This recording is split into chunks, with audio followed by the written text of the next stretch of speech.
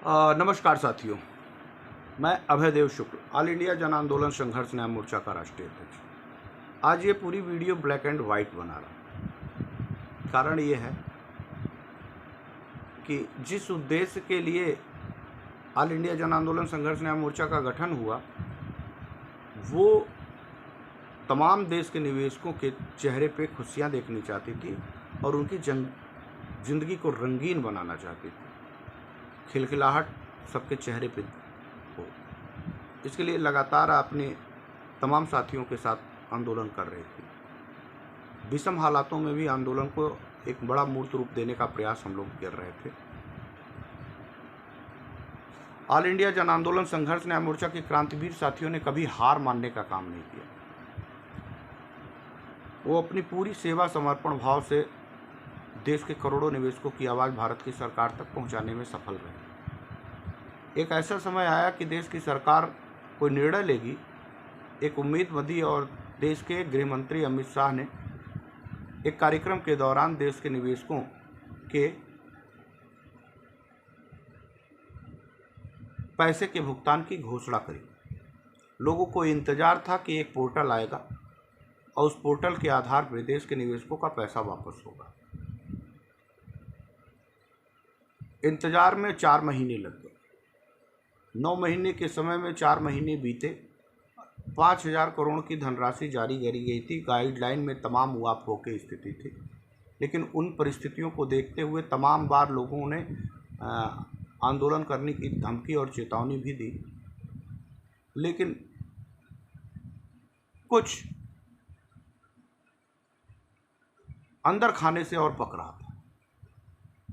अंदर खाने से सहारा को सीधे बचाने का सरकार प्रयास कर रही थी और 5,000 करोड़ के पीछे वो सभी एजेंडा सहारा का लागू करने की तैयारी कर रही थी, जो एक समय में सुब्रत राय ने कुछ साल पहले देश के निवेशकों को 5,000 रुपये की टोकन मनी दिया था और उस टोकन मनी को देने के आधार पे वो तमाम हस्ताक्षर उनसे करा के उनके पैसे का संपूर्ण भुगतान का हस्ताक्षर कराने के लिए प्रपत्र जारी कर रहे थे।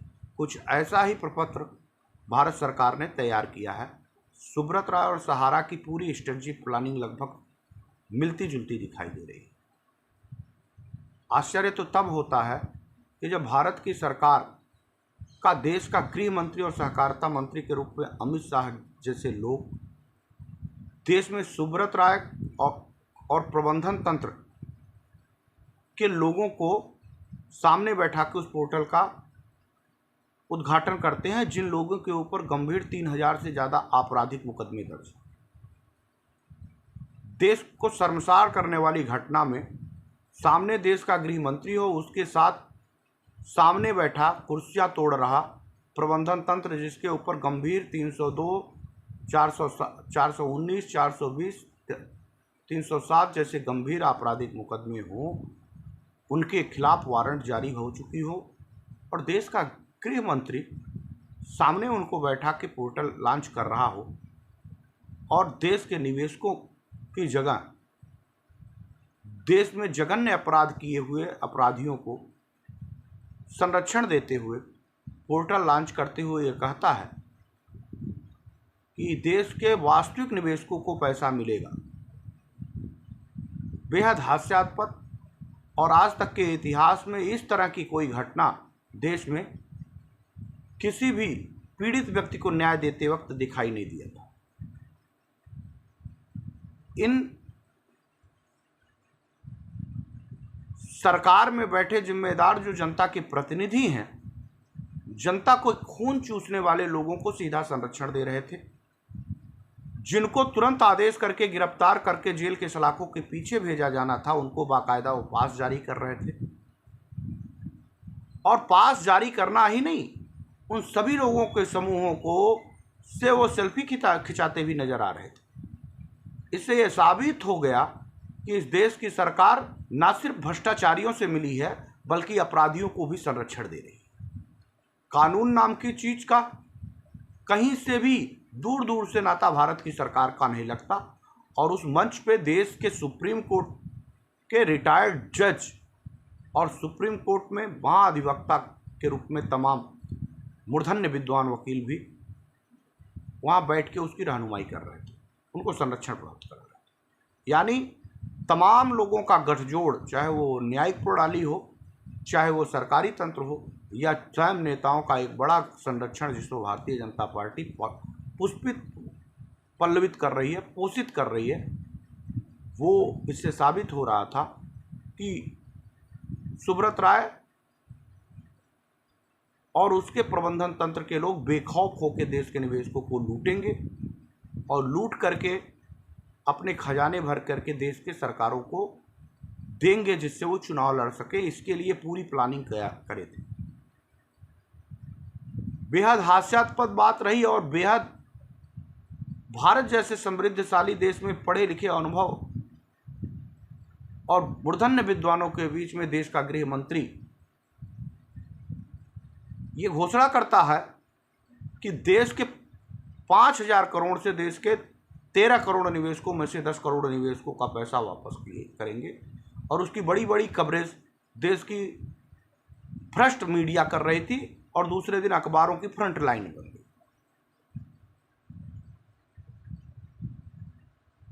सुब्रत राय की मंशा तो साफ साफ दिखती थी, लेकिन अब भारत सरकार की भी मंशा साफ साफ दिख रही है कि वो उस चुनावी एजेंडे के लिए कि मध्य प्रदेश, छत्तीसगढ़, मिजोरम, राजस्थान जैसे राज्यों में चुनाव हो रहे हैं और उसका असर आंदोलन का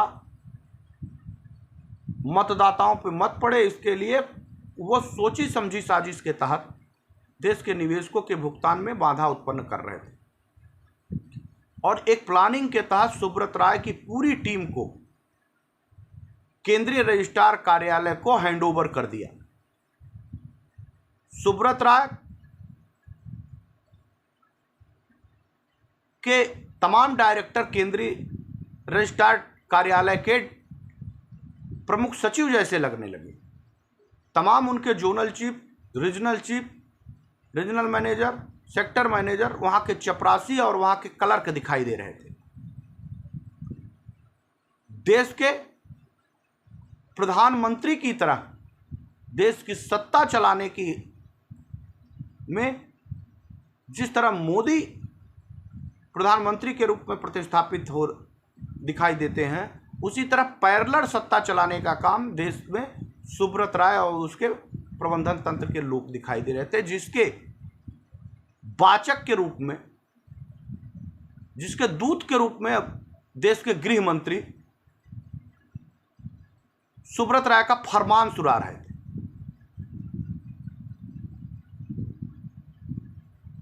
पोर्टल लॉन्च किया गया और यह कहा गया कि आप देश भर के जितने भी निवेशक हैं वो एक ही बार में अपने सभी बॉन्ड को उसमें फिलअप करें और एक सहमति पत्र आप अपना लिख के दें, जिसके कारण आप 10,000 रुपया प्राप्त कर पाएंगे। यानी आपका 1,000 हो चाहे 1 करोड़ रुपया हो, आपको उस फॉर्म को फिलअप करके अपनी सहमति देनी है और एक ही बार देनी है। और उस पर आपको ये लिखना है कि हमने अपनी सहमति से ये पैसा प्राप्त किया, हमारा संपूर्ण भुगतान हो रहा है। खेल बहुत गजब का खेला है। इससे बेहतर तो ये था कि सुब्रत राय को देश के प्रधानमंत्री के रूप में, ओपी श्रीवास्तव को देश के गृह मंत्री के रूप में और तमाम उनके डायरेक्टरों और तमाम जोनल चीफ और तमाम उनके लोगों को देश के विभिन्न बड़े मंत्रालयों को सौंप के देश के यशस्वी प्रधानमंत्री कहे जाने वाले नरेंद्र मोदी को झोला उठा के हिमालय की तरह चल देना चाहिए। और ये बड़ी खोपड़ी में चाणक्य की भूमिका कहे जाने वालों सुब्रत राय के साथ उनके वाचक के रूप में देश के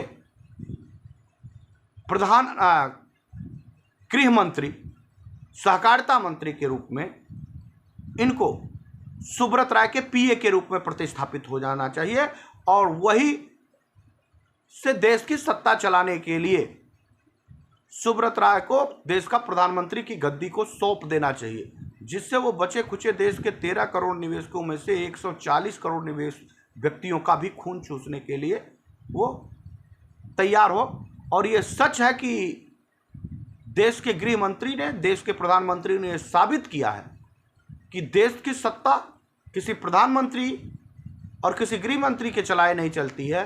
देश की सत्ता तमाम भ्रष्टाचार में लिप्त हुए उद्योगपति और अपराधियों के संरक्षण से चलती है।